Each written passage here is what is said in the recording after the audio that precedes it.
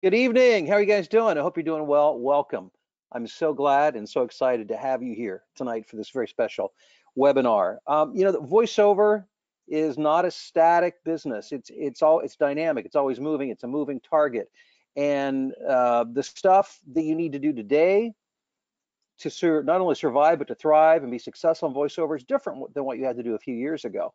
And so you need to be on the cutting edge of what's happening, and you do that by listening to the people who are actually doing it, which is what brings us to tonight. We have three experts who are doing this and who recently presented their own training webinars to talk about different strategies, business strategies to grow their voiceover business. And that's Mallory Hanford, and they're all with us tonight. Mallory Hanford, who Hello. spoke about Fiverr for voiceover talent, Mike Cathcote, how to use social media to market your voiceover business, and Keith Harris, generating more repeat business as a voiceover talent. And the purpose of tonight's webinar is to answer questions regarding those three topics. So if you have a question, just go to the question box and make sure you enter that in there. Now, first of all, a survey question, and it's this. How many of you have not attended any of my trainings or webinars before? If this is a very first and you have not attended anything before, if you would just put first time in the chat box, just so we get a sense of that. And while you're doing that, I'm going to turn things over to Fred Gleek, who will actually be moderating and handling questions, and then we'll hear from our experts. So Fred, I'll hand it over to you. I feel like I'm like doing a presidential debate or something, by the way. So I'm looking here, first time, first one, first time, a lot of first timers, which is great. Great to have you folks. Don't know how you got here or how we found you, but welcome. And the purpose of this event specifically is to answer questions that came up as a result of this three-part class that we did. So we're hoping that many of you can gain an insight into how we do the training and also get some great information in the process. So I'll be kind of your master of ceremonies here, feeding questions to each of our expert guests. And let me see here. I feel like, again, I'm doing a debate, so I got to find like a really, really good first question. And as luck has it, it's for Mallory Hanford, not surprisingly, regarding Fiverr. So Mallory, the question from Tim is, how important is my Fiverr profile to gaining work for myself? It's really important. It's one of the top handful of things that you need to focus on when you're building your first gig. And the key is to, one, be personable, be inviting, use a lot of keywords, and invite. I always tell people these two things as well that are also very important, and I add them to the end of my my About This Gig section, and that's to invite people to communicate with you. Somebody who's communicating with you is way more likely to buy from you. And two, you want to encourage people to favorite your gig. It shortlists you for them and makes it easier for them to find you later. Excellent. Thank you for that answer. Mike, to you next. Do you use Fiverr, and what has your experience been in terms of income, types of jobs received, etc.? I do, and I did. I've actually had two different Fiverr profiles. I switched over to a different one about a year and a half ago because I wanted to change my username. But I did. I used it for kind of building my a good foundation for my VO work, and then of course it was just one tiny, spoke in the wheel of my revenue. I've moved on from that, but yeah, I still use it as a little piece of the pie. And just to make this fair, Keith, next question's for you here. You talked about customer service. Somebody is a little bit confused as to why you would consider that super important in voiceover. Isn't you just record a project, get it to the client, you're done? No, not at all, because customer service is everything. And if you treat every client as a one-off client, or just I record this job and I get paid, you're not building a long-term relationship with these clients. So customer service is huge, and it's everything from what even Mike and Mallory have talked about this evening, where it's setting up that communication up front. It's how you represent yourself. It's how many platforms you're on. It's the social proof of everything you are. And then when you're working with the client, the good news is if you make any mistakes, And this is really important. This is the huge part about customer service. If you make any mistakes, it only costs you your time. So give the client your time. If you screw it up and you misbid a project, you do a wrong bid, bid it differently next time. But treating people as if you are developing a long-term relationship, or if you want to work with them again, is going to completely change your business. It's going to change how you approach the project. It's going to change how you even talk to the client or respond to maybe certain issues they're having. And that's going to build a long-term business. So really think of yourself not as a talent or someone special or someone with a special gift. Really think of yourself as delivering customer service, that the service comes first, and it's going to completely change how you look at your business. Great. Rotating back to Mallory. Mal, one of the things I'm sure you've only heard about 8,000 times is that out in the other voiceover world of people who look at things a little bit differently than Bill and the rest of us, you hear people saying, by getting on Fiverr, am I potentially ruining my long-term career? Because my God, you don't want to be on Fiverr. They don't pay much. And all the clients, if they find you there, realize you must be an amateur. No, yeah, I hear that a lot. And, it has not been my experience. And as far as I know, anybody important enough that would want to, maybe take me on their roster is not going to take the time to dig around on Fiverr to find me.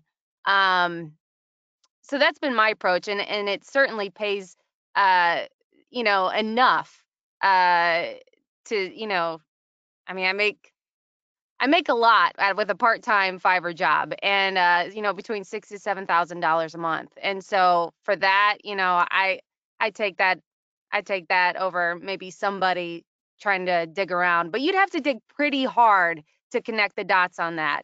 And I use my name. My profile name is M. Hanford, if anybody wants to look me up.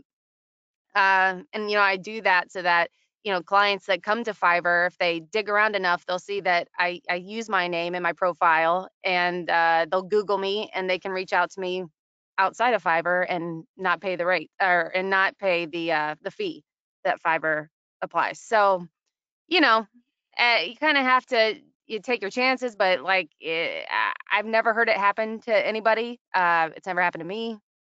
So just my 2 cents on that. Now, again, Mallory, as a follow-up to that, Mhm. one of the things you said there, $67,000 a month doing it part-time, just so people who weren't sitting in on the class can know all of this. How many hours a week are you working? I mean, what does that mean? That $6,000 to $7,000 for part-time work? I want to understand, like, how many hours a week or a month are you working? Sure. Well, it depends on the day. So on average, I would say I work, a 4-hour day. But of course, some days it's an hour, and some days it's 7, because I just get slammed. It really depends, and that also includes my weekends too. I take that into account. I might put in an hour on Saturday, maybe an hour and a half on Sunday. Um, Sometimes. This past weekend, I had one project that took me 20 minutes. But when I say part-time, it's just averaged overall, 4 hours, 5 days a week kind of thing. Got it. Good, good. And can Thanks I for the jump in, Fred, also Yep. on this issue with how Fiverr is looked at in the industry? Um, I think really the majority of any negative feedback from Fiverr has come from people within the industry who are trying to kind of dictate where we do business or how we do business. I don't think people who buy actually know. So a good talent's a good talent, and Fiverr is just another site. And so frankly, having yourself out there on a number of sites, including Fiverr, builds social proof and actually increases your business with a number of clients. So Excellent. Okay, Mike, question for you. As you were the one who gave the class regarding social media and how you can use that to generate business, if one were starting from scratch, there's a question from Erica. She says, which platform would you concentrate on and why? So I guess by starting from scratch, she means like which is the first one she should jump on. I would say LinkedIn is probably going to be your best bet on that. Um, because you can get really specific in who you reach out to on LinkedIn. Um, you can do searches for videographers or specific companies, and then try to do a little bit of detective work on trying to find, who the right person is to reach out to, who's the talent coordinator or whoever, and develop a relationship on there, and hopefully take that to the next level by actually becoming, a client. So yeah, I'd say LinkedIn would be my choice. And Keith, what about you? I know we're concentrating on the class you gave, which was about service, but I know that you use a fair amount of social media as well. What have you Yeah. found to be the most effective? What I have found to be the most effective, honestly, is a strategy of starting with one thing at a time and filling that profile out very, very accurately, doing a very good job, and slowly expanding that. So what's really effective is spreading your net wide, but don't be in a hurry. So I have a really robust LinkedIn profile as well. LinkedIn is great because you show up in, I don't know, I think I show up in 40 to 60 searches a week. It shows you a little thing that says you showed up in this many searches a week. So people are on there looking. But what I would do is start with like one platform this week, like set up your Fiverr profile, but do a really good job, because you're probably not, if you do a lot of profiles, you're not going to come back and update it later as much. You're going to be busy building new profiles. So do a really good job, learn how that works. Then do the next one, then do the next one, then build a LinkedIn, right? So whatever order you choose to build it in, the long-term goal, 6 months, 8 months, a year, is to have that net spread really wide with really high quality profiles. Got it. Hey, Mallory, the thing about being successful in a lot of the platforms, Bill talks about pay-to-play platforms a lot. That's voices.com and Voice123. One of the things that he always concentrates on is the platform itself, and sort of kind of making sure you're aware of what the platform nuances are and how to best position yourself. What are some tips and techniques and tricks to make sure that you can get the best exposure possible on Fiverr? Sure. Well, the first thing, I always say, you can be great, but unless you're being heard, it doesn't matter. If people can't find you on there, then you're out of luck. So tagging is super important. Keywords are very important, and your demo is super important. Those are probably my top three, but in order to be found, your tagging will need to be on point, and the keywords that you use will need to be on point as well. Got it. Mike, switching to you. Again, your class was all about social media and maximizing the use of it. Okay, give us your best question here from John on your best strategy using Twitter to get voiceover business. Twitter's interesting in that it uses they all use the hashtag system. Twitter is interesting because I think it uses the hashtag system to a little bit better advantage than some of the other ones do. I would say that both Twitter and Instagram are the ones who can use the hashtags the best, but just use the hashtags. Said hashtags a lot just then, but use the hashtags to get in front of people who would normally not be following you, because that's the great thing about the hashtag system is that you get to put content out in front of people who would never have seen your content otherwise, because it goes out to people who are not directly connected with you. So for instance, if you're following the hashtag, video production, who do you think is going to follow that hashtag? Well, it's going to be video producers. So if you hashtag video production in whatever post you put out there, then whoever follows that hashtag is going to see that post, whether they're directly following you or not. Every time I post something, whether it be on LinkedIn or I'm sorry, not LinkedIn, whether I post it on like Instagram or Twitter, I get a handful of new followers that are production people. And so hashtags. Beautiful. Now, as the somewhat master of ceremonies here, I get to I get to run the show, so I'm going to throw in a brief commercial here. The reason is because a lot of people who are on this particular webinar don't really know what we're talking about when we talked about the fact that this is a class. So in the chat box now, I'm going to give you a shortened link to go to, the link having to do with what this class is, you know, these classes that we talked about. And we did a summer series that consisted of a class from each one of our esteemed guests tonight. Mallory talked about Fiverr, Mike talked about LinkedIn, not LinkedIn, social media, and Keith talked about how to generate more business through effective customer service. So that link there that I put in there is up there, and I put it in there, and you're going to have access to that. So now that you've seen the commercial, back to regular scheduled programming. Mallory, when you first started with Fiverr, it wasn't the only way you were generating business for your own voiceover career. You were doing other things. Have you made the switch to be almost exclusively Fiverr now? This is Gene is asking.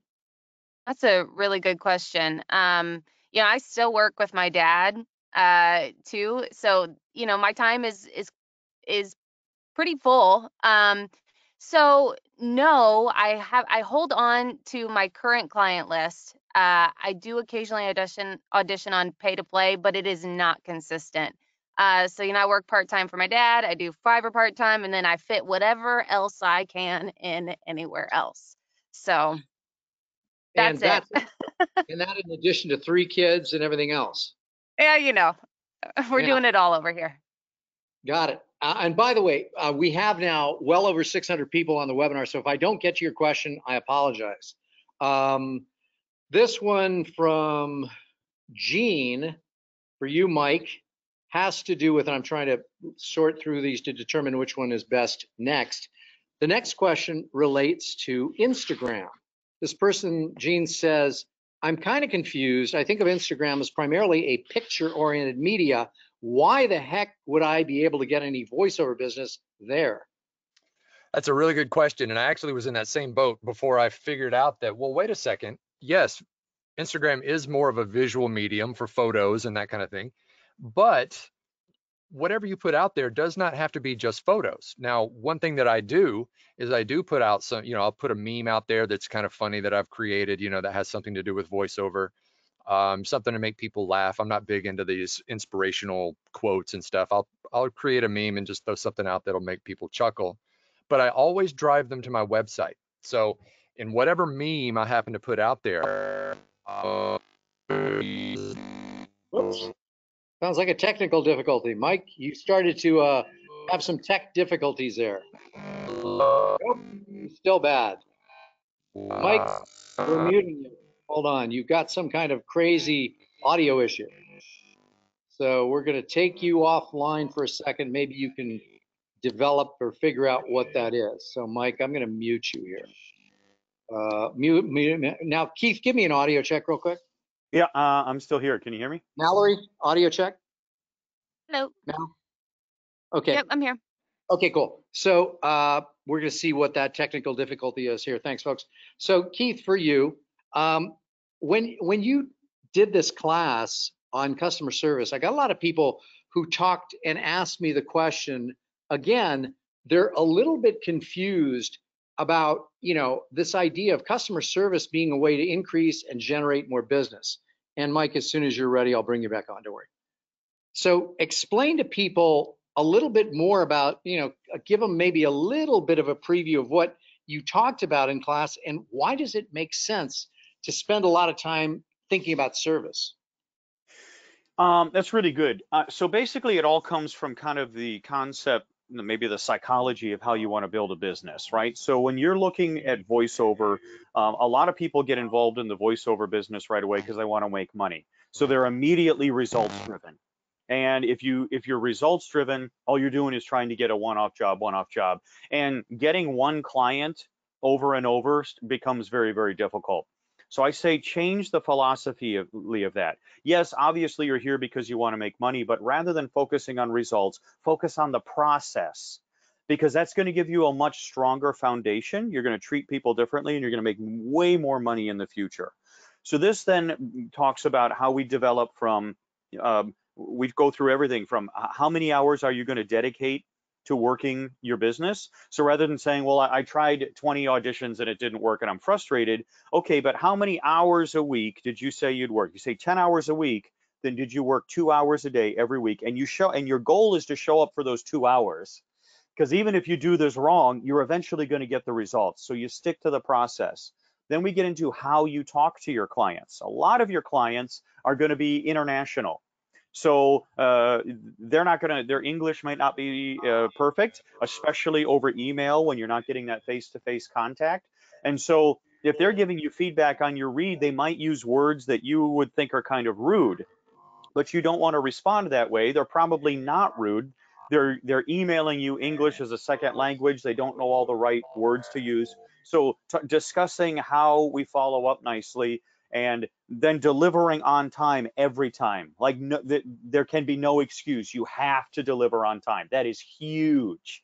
And if better yet, if you surprise your client by delivering early, they're going to think you're a rock star, which sometimes I think is hilarious because I record in the mornings. And so if a client emails me first thing in the morning, they're going to get their project a few hours later. And maybe it only takes me 15 minutes or a half hour to do a project. So I think, well, that was nothing. They're thinking they got their project 2 or 3 hours later, and I'm like Superman. They don't know how I did that. So then when I deliver, I focus on giving them the product first. I deliver without an invoice. I don't even ask for money until the next day. So again, I'm saying to my client, this comes first. And once you're pleased with the product, then you're going to pay. So think of it like going out to dinner, right? You order your food, you expect good service. If you don't like something, they're going to change it up. And at the end, then you decide how much you're going to tip and you pay. And so if you think of yourself more like in food service of customer service, then you realize, oh, I always want to go back to that restaurant. They're awesome. They treat me well. They know what I want to eat, you know. And so this thing too, I now have clients who will email me and they'll say the script is here's the script and I've already sent you a PayPal. So I show up in the morning and they've already paid me because my service is so good. They just know I'm going to deliver. And so they'll even pay me ahead of time. Excellent. I'm going to go back to Mike and see. I'm going to unmute you, Mike, and see how we are in terms of audio. By the way, real life live example here. Mike, yeah. Give me your audio check. Nope. No good. Something wrong still. Okay. So, by the way, this is as if, you know, Mal, have you ever had anything like this happen when you've been in a live session and you had some audio issues? Not like that, but you know, there's always some sort of connection thing that can happen. So frustrating. Yeah, it's funny because you're left in a scramble. I know. And my first thought is bad cabling. That's my first thought. What do you first do when you see that? If I would probably well, it's weird because you're on a webinar right now, but my first thought would be shut it down and reboot. Yeah, that would be my first instinct. I wish my car would do that, would fix that way, you know. Yeah, shut it down and reboot. Going back to questions here, Mallory on Fiverr. Let's talk about this. How long people are frustrated? Okay, Mike's on another computer. Good. Let's see. How long has it taken you to get? I mean, how long does it take me? She's asking to get traction. Frustrated because nothing's happening. Been on there for a while, 2-3 months. 2-3 months and nothing is happening. I would be looking at my stats to see if I'm being seen, first of all. If I'm not being seen, something is happening with my tagging and my keywords. I would reevaluate all of that. If people are seeing me and not communicating with me and not hiring me, it's a demo problem. And that would tell me that something's wrong with what I'm presenting and people don't like what they're hearing. Or maybe it's not what's selling right now. I would start troubleshooting in that manner. But typically, as far as like how long does it take? Well, it could take a while. I mean, when I first got on Fiverr, it took probably 2 weeks till I got my first message. For some people, it's longer than that. But the idea with Fiverr is it is a slow start, and the idea is a snowball effect. You get going and going and going, and then it's, constant. Perfect. Okay, Mike, how do you sound now? Hey now. Perfect. You're good. Sorry about that. Hey, it happens to all of us. So now Good thing my for question for redundancy. you, Mike, that I've been saving up here till you could get back on is LinkedIn seems to be a business oriented platform and therefore the one that this person tends to concentrate on. Tom's asking, if I'm concentrating on LinkedIn, am I trying to accumulate the most number of contacts? Is that my first goal? Not necessarily. I mean, obviously contacts are nice. It's nice to have people that are in your pipeline that will see whatever you're posting. But really the idea is to um, use it as a tool to find specific people, either in a specific region or area, or specific business owners or business people who do videos, who obviously need VO people to do the voices for them. So I use it as kind of a little bit of a detective tool. You can really get specific as to who you're trying to reach out to, and then obviously the end result is more connections, but really it's about targeting people who are most likely to hire you. Okay, so then following up on that, the question, this came in from a number of different sources. Uh, do I need the paid version of LinkedIn to make all this work? Not at all. Not at all. There is some of the things that come with the premium version of it, or you can see who's viewed your profile and stuff like that, but that's not really necessary. It's really just about reaching out and getting with people who are most likely to give you a job. There's a thing in there called Pro Finder, which I go through in very fine detail on the actual webinar that we did a couple of weeks ago, where I show you how to go in and actually target specific video producers or commercial producers or whatever you're trying to find in a certain area, and you use this thing called Pro Finder. It sounds like you'd have to pay for that, but you don't. It's just another part of regular LinkedIn, and that's how you can go and you find specific people to reach out to. Perfect. Hey, Keith, just out of curiosity, are you using LinkedIn at all, and how's that working out for you? Yes, I am, and it's working great. And in fact, one of my best clients who hires me every single week found me on LinkedIn. Got it. Mallory, what about you? I do not. Don't. Do not. Okay. And by the way, it's interesting, Mallory, can you address the fact that, I mean, and you've been working, in Dad's business since almost pretty close to the beginning. Have you seen things that if you were working full time, that you would, you'd want to stress other than Fiverr? Because Fiverr is kind of your area, you're the guru in that area. But watching Dad, what would you do as a follow-up to Fiverr after it got some traction? Oh, direct marketing would be the first thing I'd do. But that's just like digging through Google, and I'd be reaching out to everybody if that's what you know, if that's how I wanted to approach expanding my business. Mike, have a comment? Yeah. Yeah, I was going to add to that. If make sure though that you're not reaching out to direct marketing, that you're not doing direct marketing without quality demos.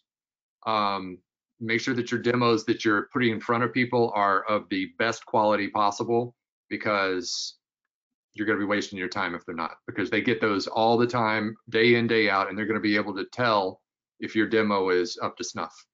Now, that brings up a good question again for Mallory here on Fiverr. A lot of people start out on Fiverr with a DIY demo. Anything wrong with doing that before you go to a pro demo?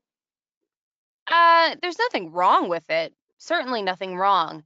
Will you get as much attention? Probably not. But it's a great place to learn and expand your skill set. So, if you want to a place to get the ball rolling, Fiverr's a good place for that. Will you get more attention with a pro demo? Yep, I certainly did, and that's what I did, and I would highly recommend you do that when you can, but it's not necessary. You don't have to have it. I do recommend, if you're going to start with a DIY demo on Fiverr, that you improve it as you improve. Don't leave something that's stale and old and not representative of you on there. So if you're getting better, make sure your demo represents that.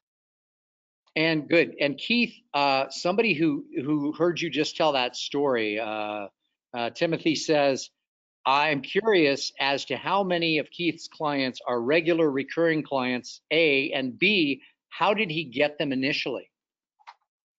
So I also work really part to quarter time. So it's more than what, 50, 60% of my business. I mean, most of my business is repeat clients.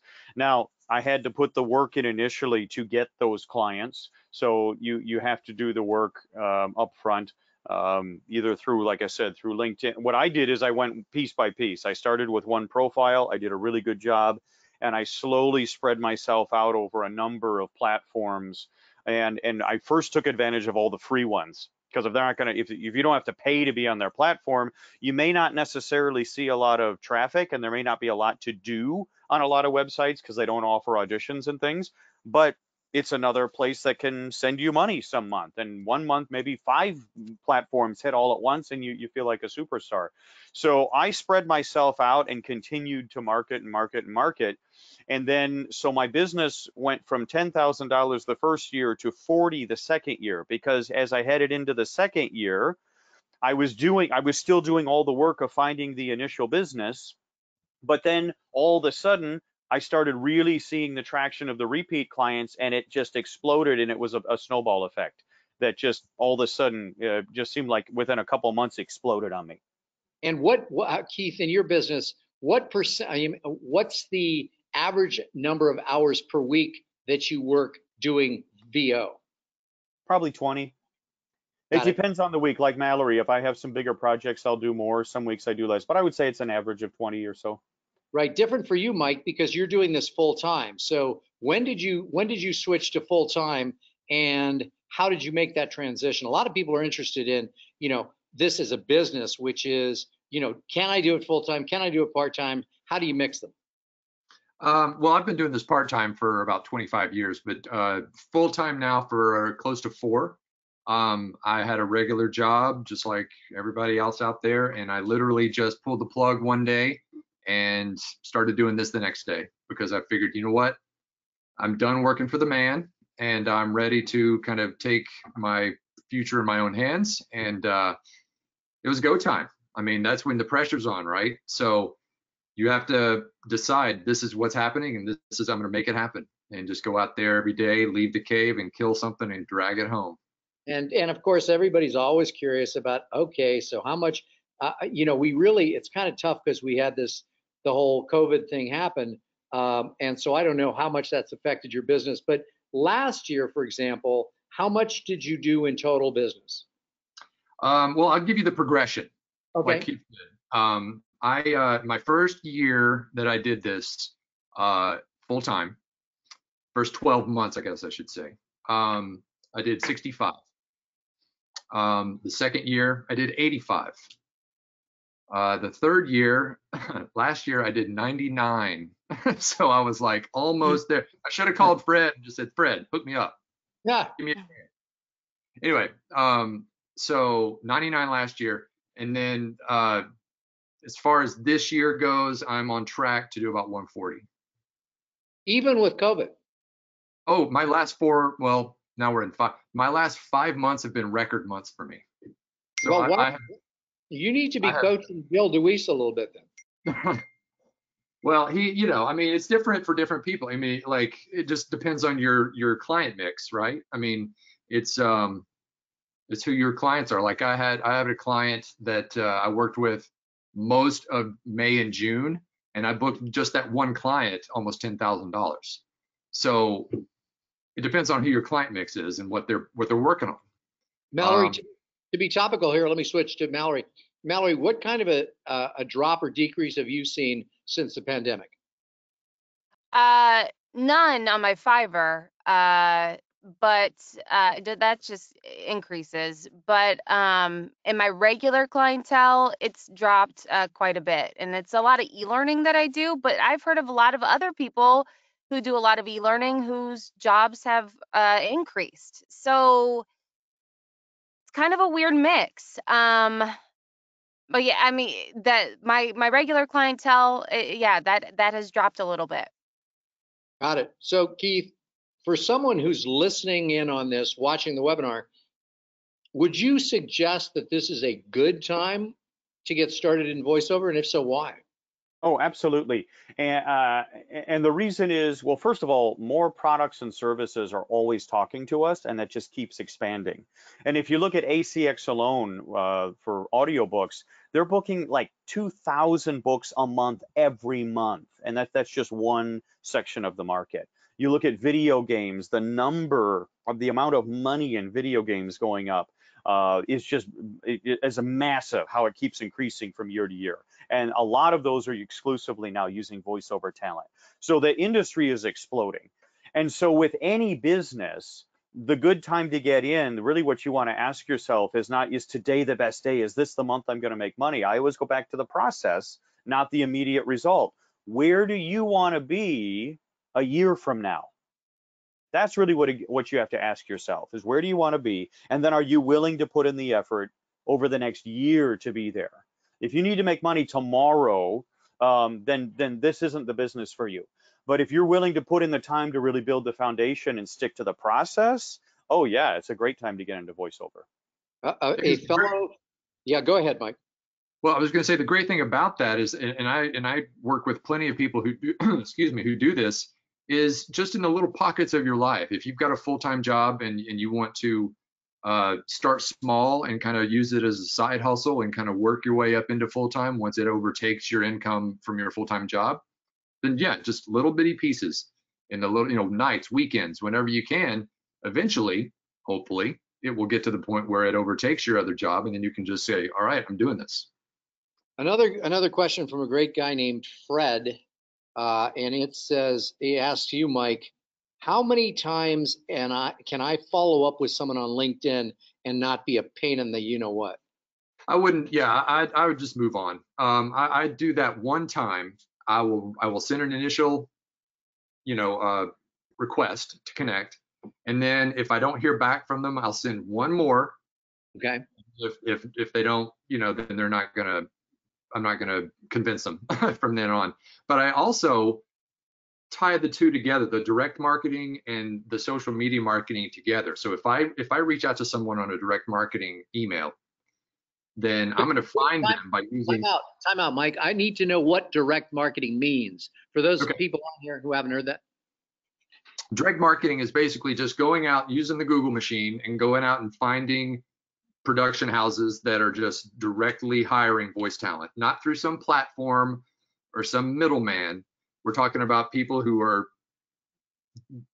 producing videos day in and day out, videographers, video producers, commercial producers, e-learning producers, and I could go on, and reaching directly out to them and introducing yourself and showing them your wares.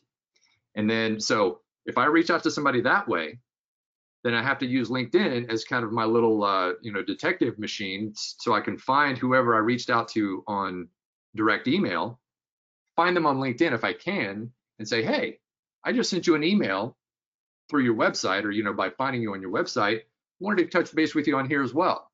So that way, that's two touches, literally simultaneously. And so it shows them that you're not just doing a copy paste, mass email campaign, that kind of thing, that you're really interested in learning more about them and developing that relationship. Sounds good. So now let me do a little mini commercial in this form. Mallory, could you tell people who may not have seen it, what did you cover in the class, just briefly?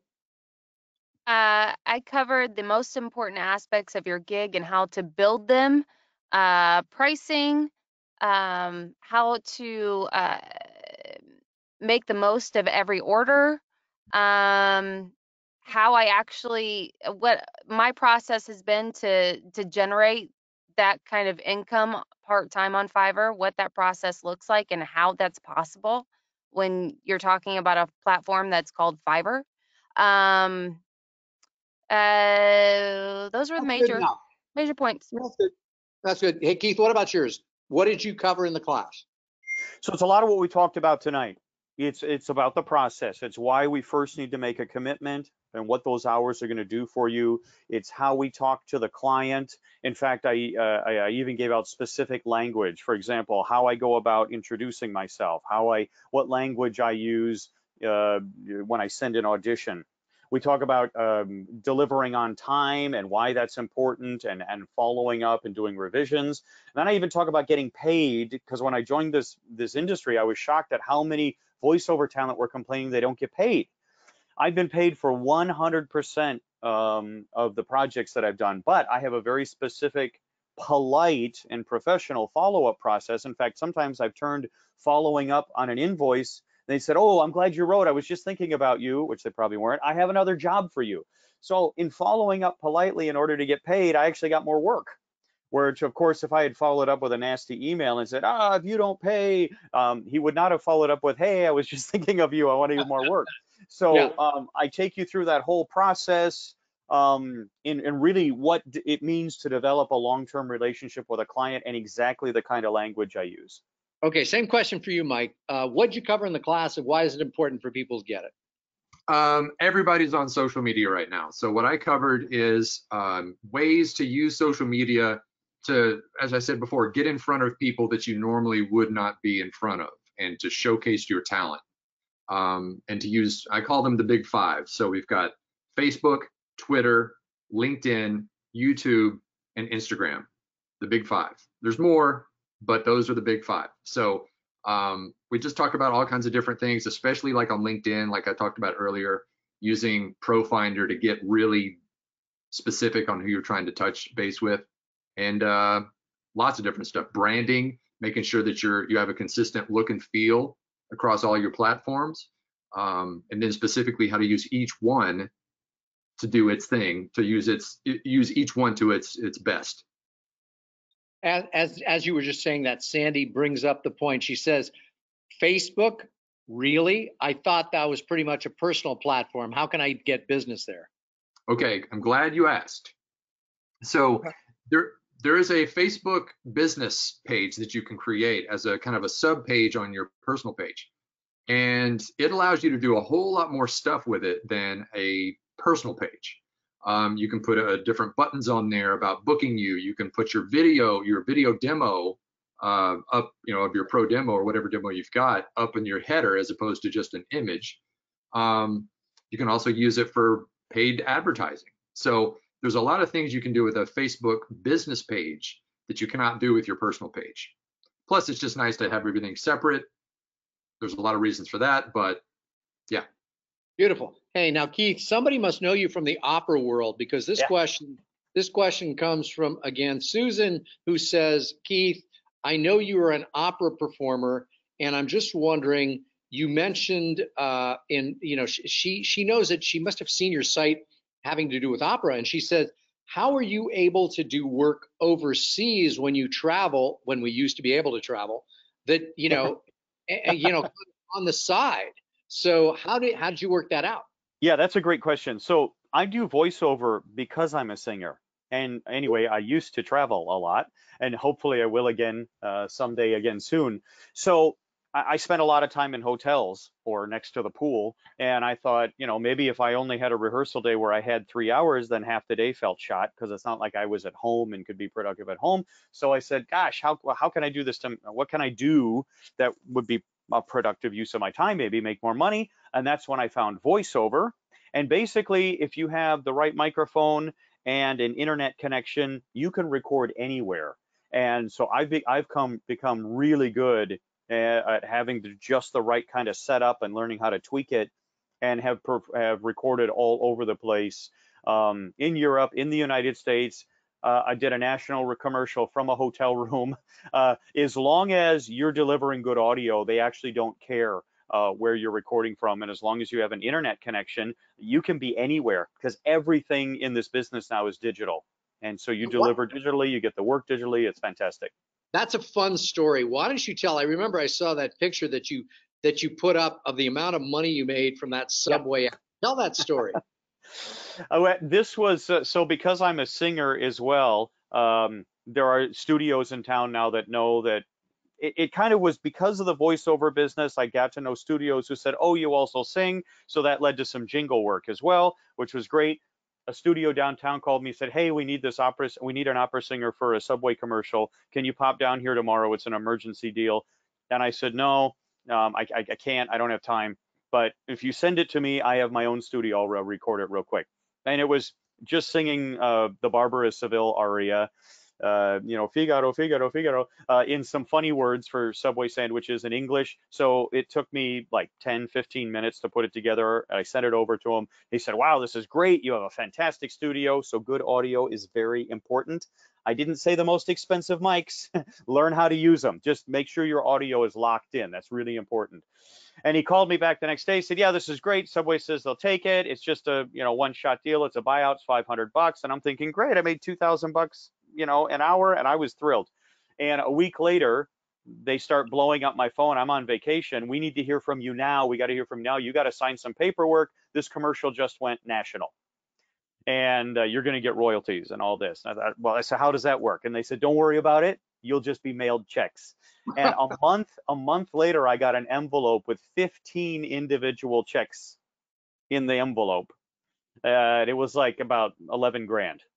Beautiful. For I love it. 15 minutes worth of work. Now you're not going to get that every year. You're definitely not going to get that every month. But what makes that story cool is that because I was ready, because I was prepared, when the opportunity came, I could take advantage of it. Yep. So what I'm not selling here is start a voiceover business. You're going to get a national commercial and get rich. But if you're in a position where you can accept a job like that, or it comes through, now you have the tools and the resources to do it. And I even almost turned it down. Yeah. And because I had the ability to accept it, I still got paid. So understand that what you're building, again, don't look for that result, the national commercial. I just happened to be in a position where I could do the job because I was working the process. I was making the friends at studios. We started to become known as a singer doing voiceover work. And so this just happened to be a natural fit. Beautiful. Beautiful. Hey, Mallory, what's your best war story? I've got lots of war stories from Fiverr. People are crazy on there. Okay, I want to hear something crazy. People who are watching this now want to hear something where someone. No, you know what? I'm going to give you one line here, and this goes for all of voiceover, and it especially goes for Fiverr. The lower paying the client, the more difficult they are. The lower paying the client, the more difficult they are. The higher paying, man, those guys are easy. I think that's They're true in easy every peasy. single business. I think it's Yeah, true that's in not just on Fiverr. That's across the board. Yeah, that is voiceover, period. But in Fiverr, you're dealing especially at the very beginning of your career, if you've got low rates on there, you'll deal with a lot of difficult people. So it's important to gain some traction so you can up those rates, get a better quality client. But yeah, I don't know that I can think of anything specific off the top of my head, but that's just a good note for all of voiceover. Good. Somebody just asked a question with regards to rates, and they said, hey, when I get started, should I start as low as possible and then move up? I think you're kind of answering that. Well, I mean, look, I'll tell you, I started on Fiverr at $10 per 100 words. If you know anything about Fiverr, that's not the lowest you can go. And then there's always ways on the back end to build your per order price. You add on a whole bunch of stuff. So I'm up to $25 per 100 words now. I should raise that rate. I've just been a little hesitant, always get nervous about that. If you have no experience in voiceover or very little, if you don't have a pro demo, I highly recommend you start in at $5 per 100 words. See what happens. Yeah, that's what I would recommend. Got it. Hey, Mike, are you on Fiverr at all? Yeah, we covered this at the beginning. Yeah. Well, I'll just have to. I don't do as much on there as I used to, but I'll just have to second what Mallory said. I mean, it's literally the lower paying clients are the ones who will just beat you all over the place for little tweaks and things here and there. And unfortunately, you just have to roll with it. I don't have any specific Fiverr stories. I've got a really good story about something that was direct marketing. If you want to talk about that. Okay, let's hear it. Okay, so one of my very first jobs that I got that was a name brand client was Hilton Hotels. And the way that one came about was I sent just a cold email to a producer and literally did not hear back from them for probably, I don't know, it was probably a year, almost a year. And so I'd forgotten about them because sometimes if they don't reply back immediately, just move on, right? I mean, I always follow up once, but then move on. They followed back with a email almost a year later and said, "Hey, we've got this job if you want to read for it." And so I did and won the audition. It was for Hilton Hotels. And so that was great because I could now put that on my website and I could actually claim that as a client or Credit. a credit, yeah. And so that was one of my first big ones. And then from then it's just, gone from there. But it just goes to show that just because somebody doesn't reply back to an email or a phone call or whatever immediately doesn't mean that they won't. Excellent. Hey, we're getting close to the end of our time here together with everybody. So I would like all of you, starting with Mallory, then I'll go Mallory, Keith, and then Mike.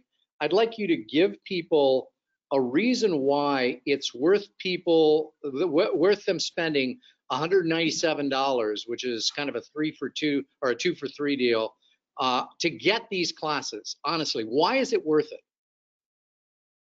Man, I mean, these are the building blocks of your business right here. I mean, we're talking about very basic beginning stuff, and if you've already been doing this for a while, these are opportunities to expand exponentially. I mean, Fiverr, and I can speak about Fiverr. That to me, I did that as like, hey, let's see if I can be good at this game.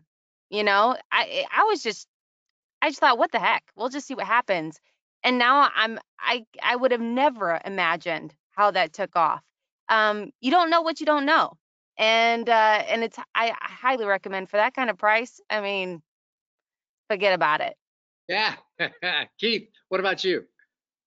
Yeah, well, the cool thing about voiceover is it's not a hard business. It's actually a very, very simple business. And if you want to kind of do it the hard way and not spend the money, you could probably figure this out on Google.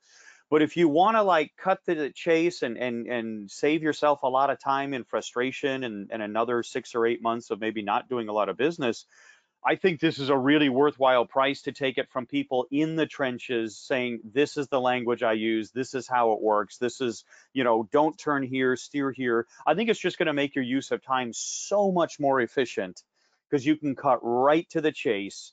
And you can cut right to the chase again, because like I said, the business of voiceover is very, very easy. But really, are you going to hold yourself accountable, and are you going to do things that are going to make the best use of your time? Excellent. Mike, what about you? Why should people pick up this set of classes? This is just foundational stuff. This is to get you off on the right foot, to make sure that you've got yourself set up for success. Now, there's a lot of other stuff that, beyond this that you would need to learn performance-wise and stuff, but this is just a good foundation to kind of head you off in the right direction and then just start building on it. Because if your foundation is not solid, everything else is for nothing. So this will kind of set you up for the best possible success in your career. And Bill, Long-term success. Yeah, long-term, good. Bill, I will let you close this for everyone as I put in a final link here to get the class. And thanks, first of all, Mallory, Mike, and Keith. We really appreciate your time and your expertise and sharing the ins and outs of what you do. And this really just goes to show you there are so many ways to build a voiceover business, but you have to remember that the foundational idea that this is all built on, marketing is really, if you want to boil it down to its simplest, to its essence, is getting your voice in front of the right people. And there's not one way to do that. There's not two ways to do. There's not three. There's multiple ways to do that. And what you're hearing here are three of the latest and greatest ways that you can add to your arsenal and your strategy. There's not just one method of doing things. And I think that's important to understand, that you always have to be finding ways to get in front of people. And Mike and Keith and Mallory are showing you some of the latest and greatest ways to do that. And there's a lot of wisdom that come from experience. So again, we want to make sure that you benefit from this.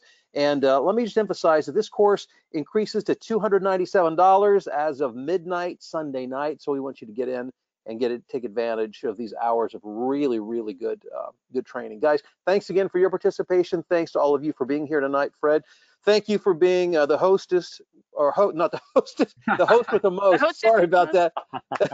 My That's my bad. sideline. That's my sideline gig. Thanks, everyone. Hope you have a great night. Good night, everyone.